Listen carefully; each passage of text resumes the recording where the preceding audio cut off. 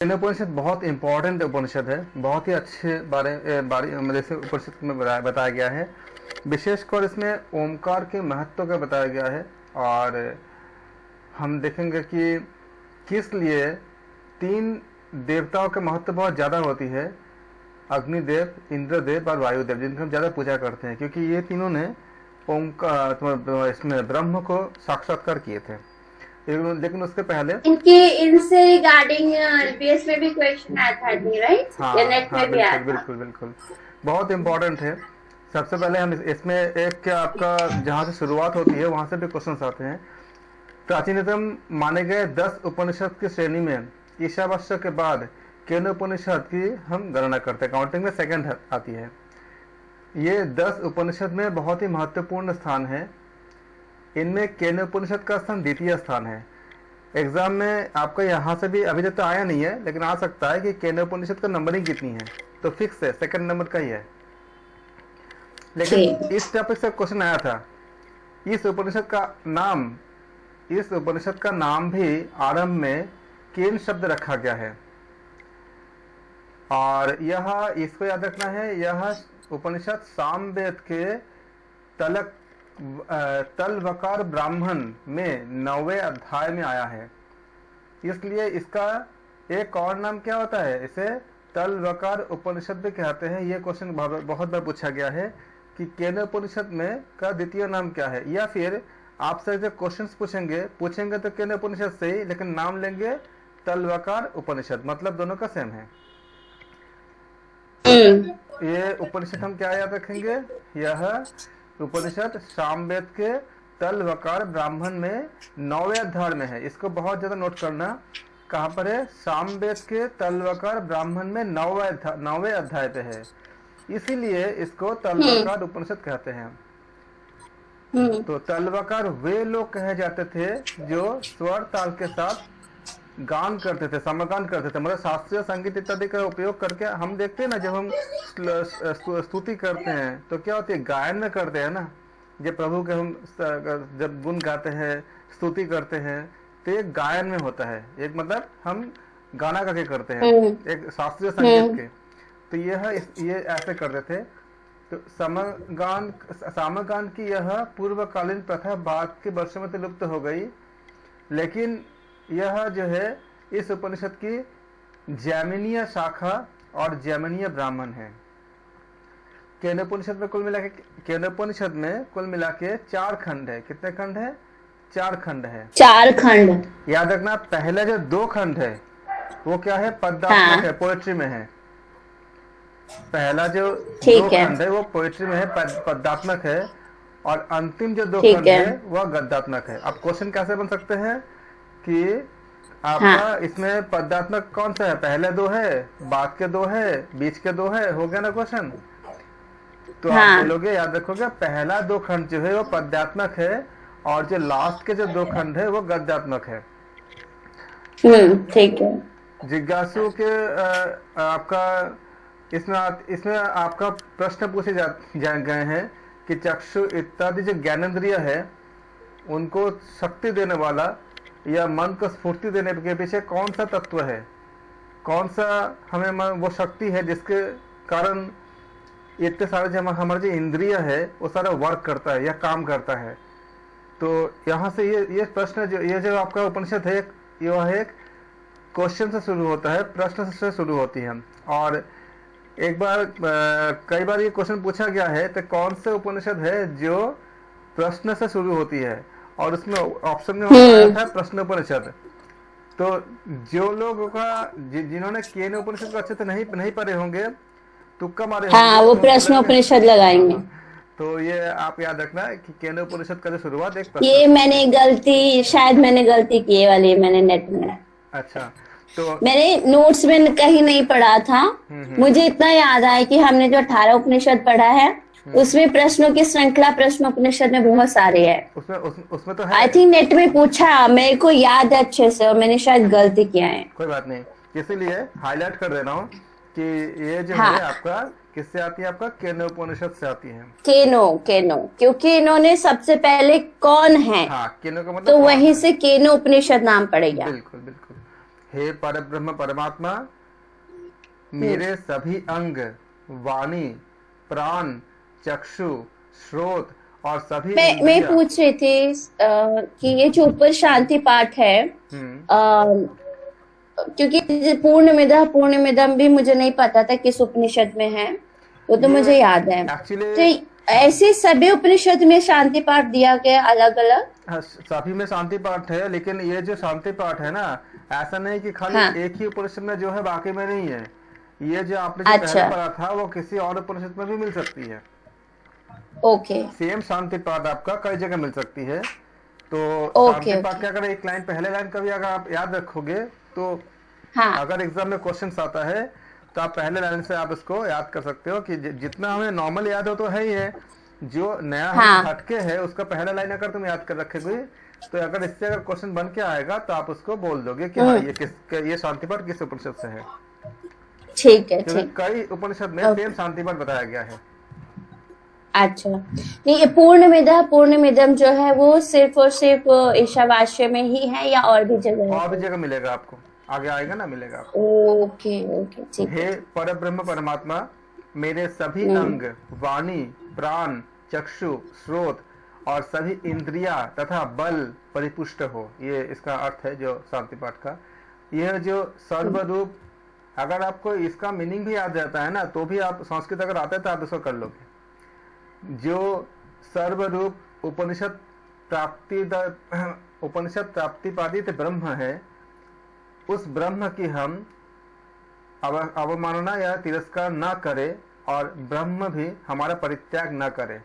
मतलब हमारे अंदर ब्रह्म के प्रति भक्ति हो और ब्रह्म हमें वो शक्ति दे ताकि हमारे अंदर वो भक्ति उत्पन्न हो, हमारा परित्याग ना करे। क्योंकि जब तक हमें ईश्वर, हमें प्रभु हमें शक्ति नहीं देंगे, भक्ति उत्पन्न नहीं हो पा सकता। भक्ति उत्पन्न करने के लिए भी उनकी कृपा चाहिए। तो उस ब्रह्म की हम अवगणना या अवमानना होना चाहिए, अवमानना न करे, मतलब तिरस्कार न करे, मतलब अभक्ति न करे, और ब्रह्म भी हमको स्वीकार करे और हमें, मतलब हमें परित्याग न करें। उस ब्रह्म के साथ हमारा अटूट संबंध हो। उपनिषदों में प्रतिपादित जो सब धर्म है वे सब परमात्मा में रत है, हम में प्रविष्ट हो जाए, वे सब धर्म हमारे हो। तो ये प्रार्थना प्रभु से, और इसके बाद शुरू किए गए, हे परमात्मा, हमारे त्रिविध तापों का शांति हो। जो तीनों ताप होती है ना, तीनों के हमें शांति हो। ये हमने सबसे पहले किया, प्रार्थना में किया। आध्यात्मिक, आदि भौतिक, आदि जैविक। हाँ जी, बिल्कुल।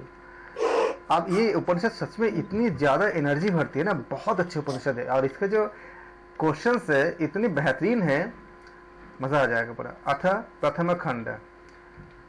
देखो, ये उपनिषद एक प्रश्न से शुरू होती है। क्या क्वेश्चन है? किस तत्व की सत्ता मतलब स्फूर्ति प्राप्त करके और प्रेरित होकर यह मन अंतःकरण अपने विषयों से संलग्न होता है, विषयों तक पहुंचता है? किससे नियुक्त होकर यह सर्वश्रेष्ठ प्राण गति करता है, अर्थात चलता है? किसके द्वारा गतिशील बनाई हुई इस वाणी को लोग बोलते हैं? और कौन प्रसिद्ध देव नेत्रेंद्रिय श्रोतेंद्रिय को अपने अपने विषय का अनुभव में लगाता है, अर्थात नियुक्त करता है? अर्थात प्रश्न ये पूछा गया है, वो कौन सी शक्ति है जिसके होने से हम बात कर पाते हैं, सुन पाते हैं, हमारे आंखें देख पाती है, कान सुन पाता है, हम गति करते हैं, या हम जितने भी हमारे इंद्रियों के द्वारा जो अनुभव करते हैं, उसके अनुभव करने के पीछे कौन सी शक्ति है? कहने का मीनिंग यह है कि मृत्यु के बाद तो हम कर नहीं पाते, जबकि बॉडी तो ऐसे ही रहती है। तो वो कौन सी शक्ति है जिसके होने के कारण हम जीवित होते हैं और हमें ये जितने भी सेंसेस है वो काम करते हैं? सोचो कितने बेहतरीन क्वेश्चन है, कितना साइंटिफिक है। हाँ, अच्छा, ये प्रश्न जो कर रहे हैं वो कौन है, एंड आंसर जो कर रहे हैं वो कौन है, इसकी बात की गई है इसमें? डिटेल में तो इसमें नहीं है, लेकिन प्रश्न उपनिषद में है कि किसने किया। ओके।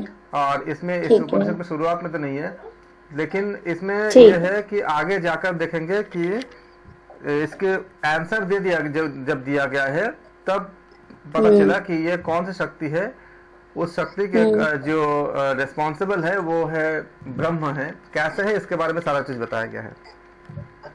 ठीक है। जो तत्व मन का भी मन मतलब कारण है, प्राण का भी प्राण है। हम बोलते हैं ना प्राण सर्वश्रेष्ठ है, लेकिन प्राण को कौन चलाता है? हाँ। तो प्राण का भी प्राण है, वाणी की भी वाणी है, श्रोत्रेंद्रिय का भी श्रोत है, और चक्षु इंद्रिय का भी चक्षु है। मतलब जो जिसके होने से आंखें काम करता है, जिसके होने से हमारा मन काम करता है, जिसके होने से हमारा वाणी काम करता है। कहने का मतलब यह है वही इस समस्त जगत का प्रेरक परमात्मा है। परमात्मा कौन है? लोग कहते हैं ना परमात्मा का आपने देखा है, एनर्जी को हम कभी देख नहीं सकते। इसको देखो, इसी को साइंटिफिक अगर एंगल देखेंगे हम, heat, light, sound, electricity, magnetism, इनमें से किसी को देख नहीं सकते, लेकिन इनके होने से वर्क होता है। उसी तरह से हम ऊर्जा को देख नहीं सकते, लेकिन उनके होने से क्या वर्क होता है, वो कौन है? दैट इज परमात्मा। तो जो ये बताया गया इसमें, जो तत्व मन का भी मन है, मतलब मन के, हमारे मन में जो अच्छे बुरे विचार आ रहे हैं, या हम जो सोच रहे हैं कि हम योग करेंगे या ध्यान करेंगे, जो हमारे मन में जो ऐसे जिस तरह की जो अच्छी भावनाएं आ रही है, वो आने के कारण कौन है? वो आने का जो वो जो शक्ति है, जो मन का भी मन है, वो क्या है? परमात्मा है। जो प्राण का भी प्राण है, जो वाणी का भी वाणी है, वाणी जिससे चलती है, जिससे हम बोल पाते हैं, उसको जो शक्ति मिल रही है, वो कौन है? परमात्मा है। हम देख पा रहे हैं, देखने के लिए भी आंखें आंखें खुद जहां से शक्ति पाते हैं, वो कौन है? परमात्मा है। तो इस तरह से उनका नाम क्या बोला गया? परमात्मा है। ज्ञानी लोग उनको पहचान कर जीवन मुक्त होकर इस मर्त लोक से चले जाने के बाद, अर्थात मृत्यु के बाद, अमर यानी जन्म मरण रहित हो जाते हैं। स्टार्टिंग क्लियर हो गया? यस, वहां उस ब्रह्म तक न तो चक्षु इंद्रिया आदि इंद्रिया ही पहुंच सकती है, न ही वागिंद्रिया आदि कर्मेंद्रिया भी पहुंच सकती है, और मन भी तो नहीं पहुंच पाता है। इसलिए इस ब्रह्म के स्वरूप को ऐसा कहा जाता है। इस प्रकार हम बुद्धि से भी नहीं पहचान पाते और दूसरों से सुनकर भी नहीं समझ पाते, क्योंकि वह ब्रह्म तत्व जाने हुए सभी ज्ञेय पदार्थों से बिल्कुल अलग ही है। क्योंकि अगर हम सोचेंगे कि ब्रह्म को हम जानने के लिए किसी पदार्थ का उपयोग करेंगे, तो वो किसी भी पदार्थ से हम इसको पा नहीं सकते। और इसी बात को भगवान कृष्ण ने कहा थे चैप्टर 11 में अर्जुन से कि हे अर्जुन, तुम मुझे अपने इन इंद्रियों से तुम देख नहीं सकते, मैं तुमको विशेष मतलब दृष्टि दूंगा, जो मतलब एक्चुअली ब्रह्म तत्व का अनुभव करने की दृष्टि, मतलब जो शक्ति क्षमता दिए थे, और तब जाकर अर्जुन उनको देख पाए थे। तो यहाँ भी बता रहे कि उस ब्रह्म तत्व को हम भौतिक जीवन जो हमारे जो जीवन में जो देखते हैं, इनमें से किसी भी पदार्थ से हम इनको देख नहीं सकते, समझ नहीं सकते। तो तब कैसे समझेंगे? साथ ही इंद्रियों के द्वारा हम जान ही नहीं सकते, मतलब जान नहीं सकते। हम इंद्रिया क्या है? कर्मेंद्रिया है, ज्ञानेंद्रिया है, इनके द्वारा भी हम उनको नहीं जान सकते। और आज का विज्ञान भी कहता है, यहाँ तक कि चार्वाक दर्शन भी कहता है कि एक उच्च स्तरीय रासायनिक कुछ प्रक्रिया होती है, केमिकल प्रोसेस होती है। जो लोग धर्म को नहीं मानते वो भी इस चीज़ को यहाँ तक पहुँचे हैं, और जो लोग धर्म को मानते हो तो पहुँचे ही हैं। और आज का जो आधुनिक विज्ञान है, जब तुम इसका PhD का शोध के जो पेपर्स देखोगी, तो यहाँ मिलेगा इसमें कि यहाँ इस बात को माना जाता है कि एक बहुत ही उच्च स्तरीय कुछ रासायनिक आपका परिवर्तन हो रहा है, या कुछ आपका एक केमिकल कुछ है जो इसको लिए रिस्पॉन्सिबल है, वो यहाँ तक पहुँचे हैं। और यहाँ पे इसी बात को बताया जा रहा है कि इंद्रियों के द्वारा नहीं जाने गए पदार्थ समुदाय से भी उच्चतम है। सेम बात बोले ना आज के विज्ञान भी और हमारे उपनिषद भी। ऐसा अपने पूर्वाचार्यों के मुख से हम सुनते आए हैं। उन्होंने हमें यही ब्रह्म तत्व अच्छी तरह से स्पष्ट करके समझाया है। यहाँ तक क्लियर है? yes. वो तत्व क्या है? उस तत्व को हम अपने इंद्रियों के द्वारा, अपने सेंसेस के द्वारा हम जान नहीं सकते। जो ब्रह्म वाणी द्वारा बताया गया नहीं है, पर वाणी ही जिसके द्वारा बोली जा सकती है। कितना अच्छी बात है, यहाँ से बहुत इंपॉर्टेंट ये लाइन्स है। जो ब्रह्म, जिस ब्रह्म को हम वाणी के द्वारा बोल नहीं सकते, बल्कि वाणी वाणी जिसके द्वारा बोलती है उसी को तुम जानो। मतलब हम ब्रह्म को अपने शब्दों से बोल नहीं सकते, हमारे शब्द जिसकी ऊर्जा से बोलते हैं वो ब्रह्म है। यानी कि वाणी के द्वारा बताए गए जिस तत्वों की लोग उपासना करते हैं वह ब्रह्म नहीं है। हम जिनको उपासना करते हैं ब्रह्म तत्व को, यहाँ मैंने बताया था आपको कि ब्रह्म और ब्रह्मा दो अलग अलग है। ब्रह्मा ब्रह्म नहीं है। ब्रह्म क्या है? एक शक्ति है, और ब्रह्मा एक पद है। तो जिस ब्रह्म तत्व को कोई भी मनुष्य मन से, अंतःकरण से समझ नहीं पाता, परंतु मन ही जिसके द्वारा समझा जा सकता है। मतलब आप मन में आप सोचो इसके मीनिंग को, मन हमारे मन है, मन से हम ब्रह्म को जान नहीं सकते, बल्कि मन जिस शक्ति से काम करता है वो ब्रह्म है। जिस ब्रह्म तत्व को कोई भी मनुष्य मन से, अंतःकरण से समझ नहीं पाता, परंतु मन ही जिसके द्वारा जाना या समझा जा सकता है, उसको हम क्या कहते हैं? उनको ब्रह्म कहते हैं। ऐसा कहा जाता है कि वही ब्रह्म है, ऐसा तुम जानो। मन और बुद्धि के द्वारा पहचाने जाने वाले जिस तत्व की लोग उपासना करते हैं वह ब्रह्म नहीं है। जिस तत्व की लोग उपासना करते हैं वो ब्रह्म नहीं है। ब्रह्म नहीं है, क्योंकि ब्रह्म को हम न तो बोल सकते हैं, न हम उनको मन से हम जान सकते हैं, अपने इंद्रियों के द्वारा हम उनको समझ नहीं सकते, बल्कि हमारे इंद्रिया जिस शक्ति से काम करता है वो ब्रह्म है। हमारे मन जिस शक्ति से काम करता है वो ब्रह्म है, वो ब्रह्म है। जिस ब्रह्म तत्व को कोई आंखों से देख नहीं पाता, परंतु आंखें ही जिसके द्वारा देखी जाती है। मतलब हमारे जो आईज है, आंखें की जो ज्योति शक्ति है, वो ज्योति शक्ति जहां से आता है वो ब्रह्म है। हम ब्रह्म को देख नहीं सकते। तो जिस ब्रह्म तत्व को कोई आंखों से देख नहीं पाता, परंतु आंखें ही जिसके द्वारा देखी जाती है वही ब्रह्म है, ऐसा तुम जानो। जिसके होने से ही आंखें अपने विषय को देख सकती है वही ब्रह्म है। अगर ब्रह्म नहीं होता तो हम अपने आंखों के रहते हुए भी देख नहीं सकते। चक्षुओं के द्वारा दिखाई देने वाले जिस दृश्य समुदाय की लोग उपासना करते हैं वह ब्रह्म नहीं है। कि हम किसी मूर्ति को देख के या किसी चीज को देख के उपासना कर रहे हैं, वो ब्रह्म नहीं है। बल्कि चक्षु जिस शक्ति से देखता है वह ब्रह्म है। कितनी डीप बात बताई गई इसमें, इसीलिए इतने महत्वपूर्ण उपनिषद है। जिस ब्रह्म तत्व को, उपनिषद को तो हम ऐसा तो हम डेटा को पढ़ ही रहे एग्जाम्स के लिए, अपने जीवन में के लिए उपयोग करेंगे, अपने जीवन में उतारेंगे तो कितनी ज्यादा हमें मतलब महत्वपूर्ण है ये। Yes yes. जिस ब्रह्म तत्व को कोई भी मनुष्य अपने कानों से सुन नहीं सकता, परंतु जिसके द्वारा यह श्रोत्रेंद्रिय, मतलब जिसको हम सुनते हैं उसे कहते हैं श्रोत्रेंद्रिय, कान। जिसके द्वारा यह श्रोत्रेंद्रिय यानी कान सुन सकता है, अर्थात श्रोत्रेंद्रिय में सुनने की शक्ति आती है, उसी को तुम ब्रह्म रूप में जानो। मतलब ब्रह्म क्या है, इसको कोई सुन नहीं सकता, बल्कि हमारे कान जिससे सुनने की शक्ति मिलता है कान को, वो शक्ति ही ब्रह्म है। जो लोग श्रोतेंद्रियों से जानने लायक पदार्थों के समूह की उपासना करते हैं, वह श्राव्य पदार्थ ब्रह्म नहीं है, क्योंकि ब्रह्म के शक्ति से वो सुनते हैं। इस प्रकार पहले खंड में हमने क्या देखा कि ब्रह्म की परिभाषा, ब्रह्म है क्या, ब्रह्म तत्व है क्या, इसको हमने देखा। हमने जो ब्रह्म तत्व प्राणों से चेष्टा युक्त नहीं होता, परंतु प्राण ही जिसके द्वारा चेष्टित होते हैं, उसी को तुम ब्रह्म जानो। क्योंकि प्राण की जो शक्ति होती है वो कहाँ से आती है, वो प्राण से हम देख नहीं सकते। मतलब प्राण जो है, प्राण ब्रह्म को महसूस नहीं कर पाता, लेकिन प्राण जिस शक्ति से चलता है वो ब्रह्म है। जो ब्रह्म तत्व प्राणों से चेष्टा युक्त नहीं होता, परंतु प्राण ही जिसके द्वारा चेष्टित होता है, कि प्राण के जो होना ना होना जो जिसके द्वारा है, उसी को तुम ब्रह्म जानो। प्राणों के द्वारा चेष्टित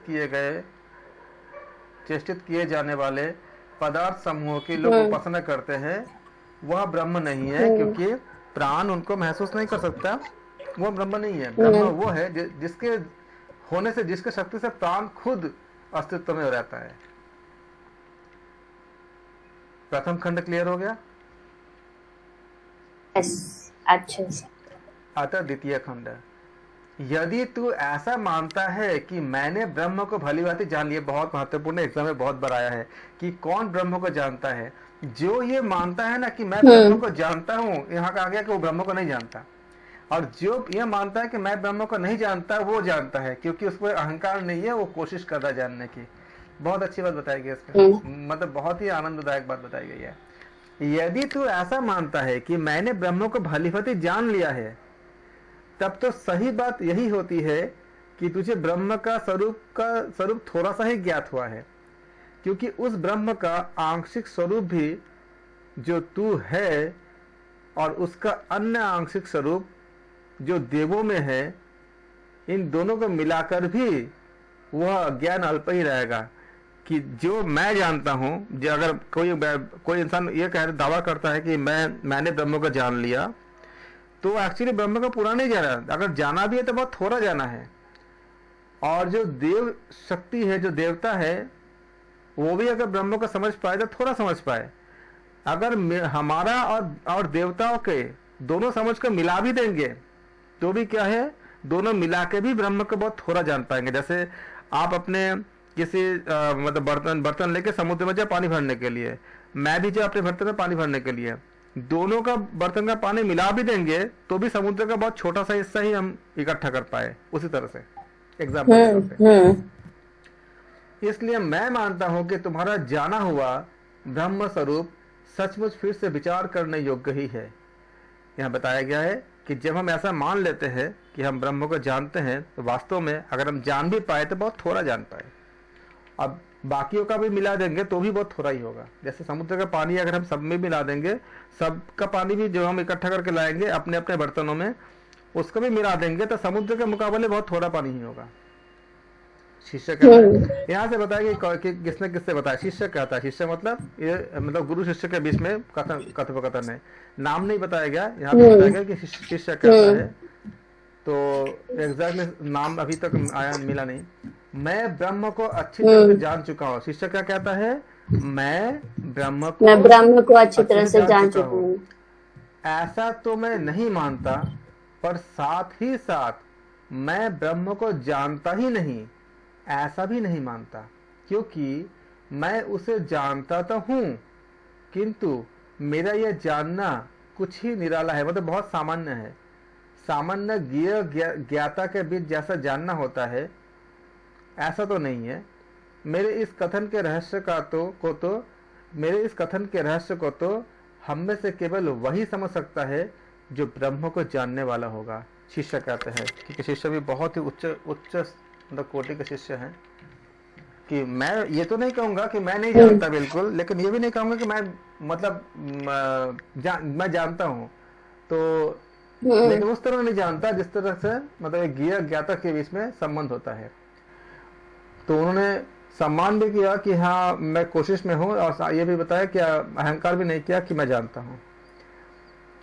जिस मनुष्य का मत ऐसा है कि ब्रह्म जाना नहीं जा सकता, उसका तो वह जाना ही हुआ होता है। क्योंकि जब हम ऐसा सोचते हैं कि ब्रह्म को हम नहीं जान सकते, तो यानी कि हमारा सारा अहंकार खत्म हो गया, हम पूर्ण समर्पण हो गए। और जब पूर्ण समर्पण कोई हो जाता है, अहंकार शून्य हो जाता है, तो ब्रह्म प्रकट होते हैं और होकर उनको अपना परिचय देते हैं।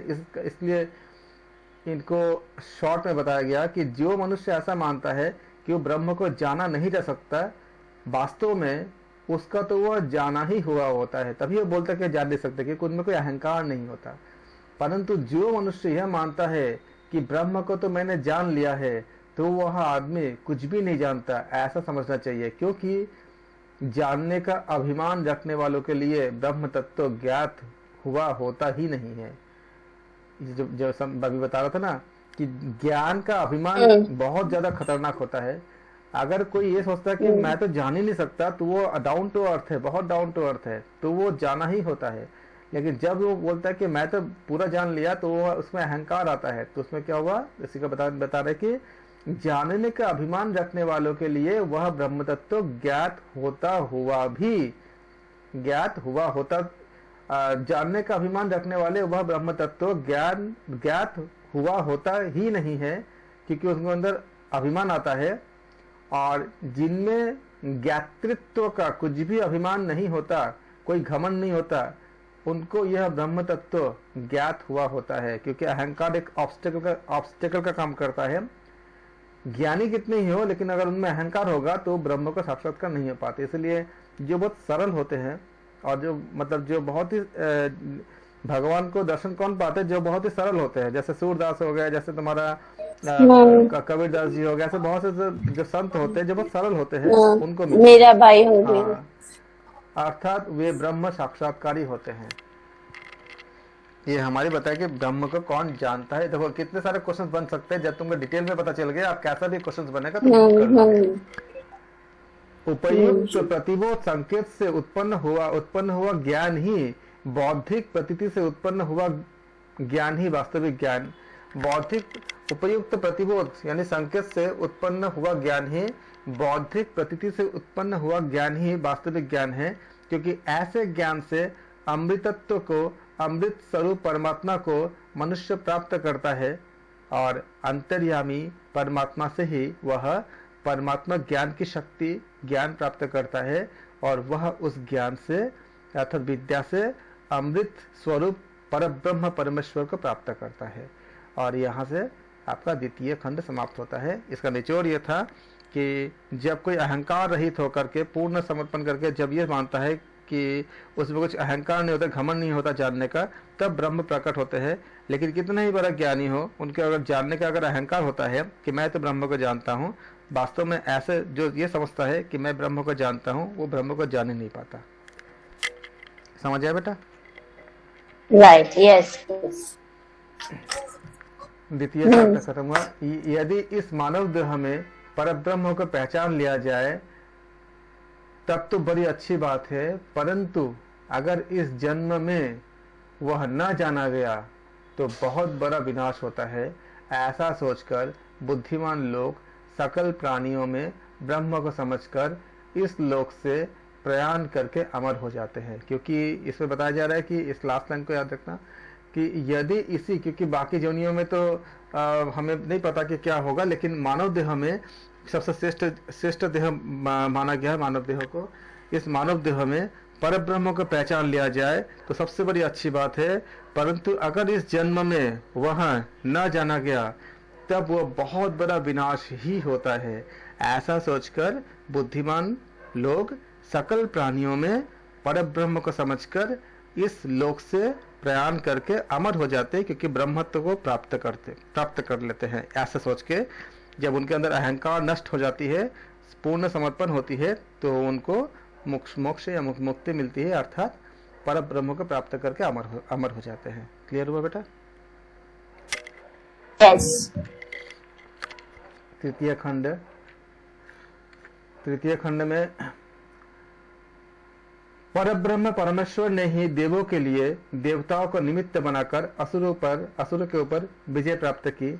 जो देवता जो असुर पर विजय प्राप्त करते हैं वो भी परब्रह्म की शक्ति से प्राप्त करते हैं, परंतु और ये असुर हमारे अंदर भी होता है। हमारे अंदर भी बहुत से ऑब्स्टेकल, बहुत से मतलब आपका अंतराय होती है, नकारात्मक वृत्तियां होती है, काम क्रोध लोभ मोह होती है।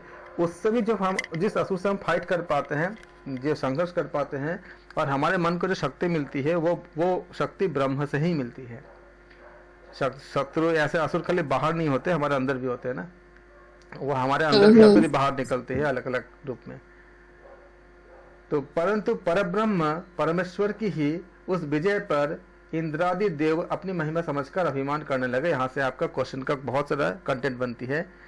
परब्रह्म परमेश्वर ने ही देवों के लिए देवताओं को निमित्त बनाकर असुर के ऊपर विजय प्राप्त की, परंतु परब्रह्म परमेश्वर की ही उस विजय पर इंद्रादि देव अपनी महिमा, देवता सोचे कि हमने विजय पाया, लेकिन हमने देवताओं ने नहीं पाया। वो जो ऊर्जा शक्ति है, जो परब्रह्म है, ब्रह्म की शक्ति से वो विजय पाते हैं।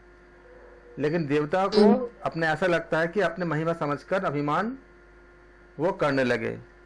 देवता ने सोचा कि हम मतलब हमारी शक्ति से हम विजय पाते हैं।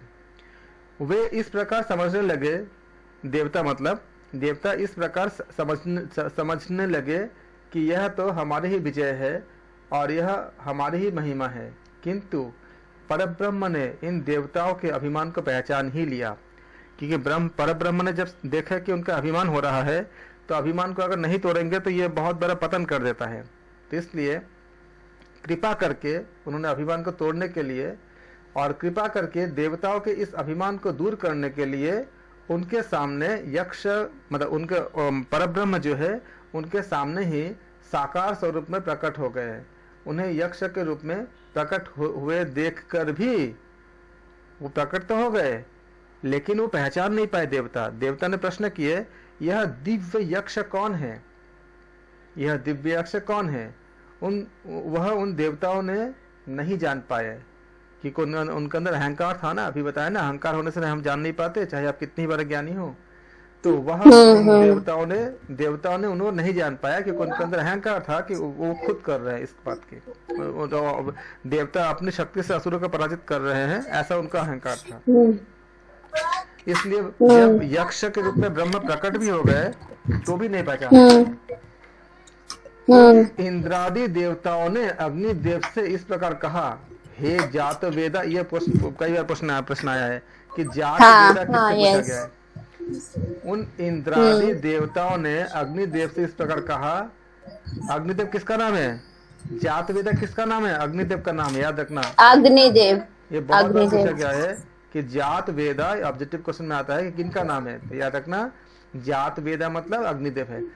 उन इंद्रादि देवताओं ने अग्निदेव से इस प्रकार कहा, हे जात वेदा, आप इस बात को ठीक तौर से जान लीजिए, मतलब जांच पड़ताल कर लीजिए कि यह दिव्य यक्ष कौन है।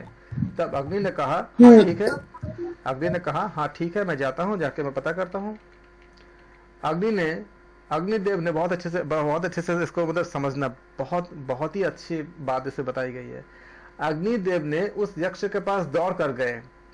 उन अग्निदेव से यक्ष ने पूछा, तुम कौन हो। अग्निदेव ने अपने उत्तर में कहा, मैं प्रसिद्ध अग्निदेव हूँ, अहंकार के भाव से बोले थे उन्होंने, और मैं ही जात वेदा के नाम से प्रसिद्ध हूँ। अग्निदेव ने बोले कि मैं प्रसिद्ध अग्निदेव हूँ और मैं ही जात वेदा के नाम से प्रसिद्ध हूँ। तब ब्रह्म रूप परमात्मा ने कहा, ऐसे अग्नि और जात वेदा का मतलब क्या था, सर्वज्ञ, जो सब कुछ जानने वाला होता है। अगर ये एग्जाम में आता है जात वेदा का अर्थ तो याद रखना, जात वेदा का मतलब होती है जो सब कुछ जानने वाला। लेकिन सब कुछ तो जानने वाला है, लेकिन ब्रह्म को जान नहीं पाए, वहां पे सबके सामने खड़े थे तब भी नहीं जान पाए, उनके अंदर अहंकार था। तब ब्रह्म रूप परमात्मा ने कहा, ऐसे अग्नि और जात वेदा सर्वज्ञ के दो नाम धारण करने वाले तुम कौन सा सामर्थ्य हो कि आपके पास दो नाम है ना, एक अग्नि है, एक जात वेदा यानी सर्वज्ञ है, तो आपके पास दो नाम है। तो यक्ष ने पूछे, हे अग्निदेव, आप बोलो, आप किस काम करने में समर्थ हो, बताओ तो। तब अग्नि ने उत्तर दिया कि अगर मैं चाहूं तो इस धरती में जो कुछ भी है इन सबको जलाकर भस्म कर दूं। बहुत अहंकार से बोले अग्निदेव ने। तब अग्निदेव के ऐसा कहने पर दिव्य यक्ष ने कहा, दिव्य यक्ष ने अग्निदेव के ऐसा कहने पर उस दिव्य यक्ष ने उस अग्नि के आगे एक तिनका रख दिया कि आपके पास पूरा पृथ्वी पूरा संपूर्ण, क्या उन्होंने बोला था, सब कुछ हम जला के हम राख कर सकते हैं। अगर मैं चाहूं तो इस धरती में जो कुछ भी है सब कुछ जला के राख कर सकता हूं। तो यक्ष ने उनके सामने एक तिनका रख दिया और बोले, चलो ठीक है, आप इन तिनके को जला दो। तब वह अग्नि, क्योंकि यक्ष जब बोले थे तो अपने ऊर्जा को ले लिए थे, जो ब्रह्म ने अपने शक्ति को वापस ले लिया था अग्निदेव से। तब वह अग्नि अपनी पूरी ताकत से उस तिनके पे टूट पड़े, परंतु उस तिनके को जला न सके, क्योंकि ब्रह्म रूपी यक्ष रूपी ब्रह्म ने अपने शक्ति को वापस ले लिया था। तो ब्रह्म की शक्ति से ही अग्निदेव की जो आपका तेज है, तो ब्रह्म ने जब अपनी शक्ति को वापस ले लिया तो अग्निदेव पूरा शक्ति लगाने के बाद भी उस तिनके को जला नहीं पाए। और जब इतनी बार उन्होंने बड़ी बात कह दी कि मैं पूरा धरती को जला सकता हूँ, लेकिन एक तिनके को नहीं जला पाए, तो वो लज्जित हो गए। इसलिए लज्जित होकर लौट आए और देवों के पास जाकर कहने लगे, मैं इस यक्ष को जानने में समर्थ नहीं हो पाया कि सचमुच यह यक्ष कौन है। अब इस समय अग्निदेव का जो अहंकार टूट चुका था और बहुत शांत हो गए थे कि मैं इस यक्ष को जानने में समर्थ नहीं हो पाया, सचमुच यह यक्ष कौन है, क्योंकि आश्चर्य थे कि एक तिनके को जला नहीं पाए।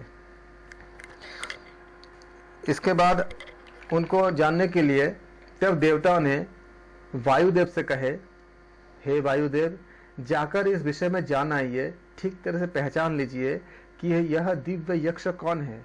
तब वायुदेव ने कहा, ठीक है, मैं अभी जान पहचान करके मैं आता हूँ। वायुदेव दौड़कर उस यक्ष के पास गए। उनमें से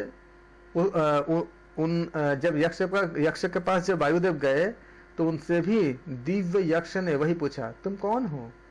तो वायुदेव ने कहा, मैं प्रसिद्ध वायुदेव हूँ और मैं ही मातरिश्वा हूँ। इसको याद रखना, वायुदेव का दूसरा नाम क्या है? मातरिश्वा। ये भी पूछा गया, बहुत बार पूछा गया है। हाँ, मैंने भी देखी। मातरिश्वा है, मातरिश्वा। हाँ, मातरिश्वा। हाँ जी। तो वायुदेव ने दौड़कर उस यक्ष के पास गए। उनसे भी दिव्य यक्ष ने पूछा, तुम कौन हो? वायुदेव ने कहा, मैं प्रसिद्ध वायुदेव हूँ और मैं ही मातरिश्वा हूँ।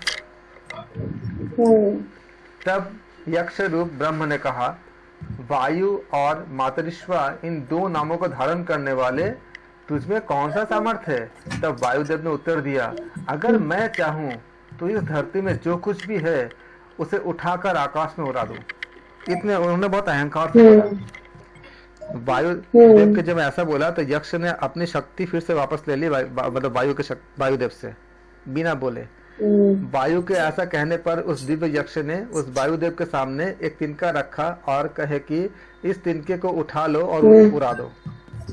तो वह वायु ने अपने पूरे जोर से उस तिनके पर टूट पड़ा, परंतु उसे उठाने में किसी भी तरह से समर्थ न हो सका, क्योंकि उनके शक्ति ने ब्रह्म ने ले लिए थे वायुदेव से। वायुदेव को पता नहीं चला, लेकिन उन्होंने इतना घमंड से बोला था कि मैं पूरे संसार में इस तरह से मैं सब कुछ उड़ा सकता हूँ, लेकिन एक तिनके को जब उन्होंने जब नहीं उड़ा पाए तो वो लज्जित हो गए। इसलिए लज्जित होकर वहां से लौट आए और देवताओं से कहने लगे, सचमुच यह दिव्य यक्ष कौन है, यह जानने में मैं समर्थ नहीं हो सका हूँ।